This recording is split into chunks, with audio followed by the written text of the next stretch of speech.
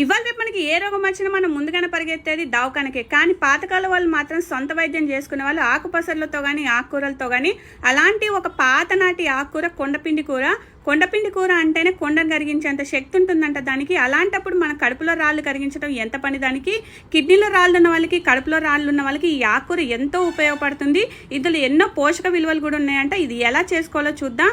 ముందుగా ఆకుకూరను తెచ్చుకొని ఉప్పు నీళ్ళలో కడిగి సన్నగా తరిగి పక్కన పెట్టేసుకొని ఒక కడాయి పెట్టేసి దాంట్లో కొంచెం నూనె, జీలకర్ర, ఆవాలు, శనగపప్పు, ఎండుమిర్చి, కరివేపాకు, పచ్చిమిర్చి ఇవన్నీ ఫ్రై అయిన తర్వాత ఉల్లిపాయ, సన్నగా తరుముకున్న ఉల్లిపాయ, సన్నగా తరుముకున్న వెల్లుల్లి కూడా వేసి ఫ్రై అయిన తర్వాత మనం ముందుగా కట్ చేసుకున్న ఆకుకూరను కూడా వేసి కొంచెం పసుపేసి మగ్గనివ్వండి. అంతలోపు ఒక చిన్న రోల్లో జీలకర్ర, చిన్నులపాయలు వేసి కచ్చపచ్చ దంచుకొని దాన్ని కూడా అందులో వేసి మగ్గిన తర్వాత ఉప్పు, పసుపు, కారం, చివరిగా జీలకర్ర పొడి వేసుకొని వేడివేడి అన్నంలో ఇది కలుపుకొని తింటే చాలా రుచిగా ఉంటుందండి. కిడ్నీలో స్టోన్స్ ఉన్న వాళ్ళకి చాలా ఉపయోగపడుతుంది. ఒక్కసారి మీరు కూడా ట్రై చేయండి.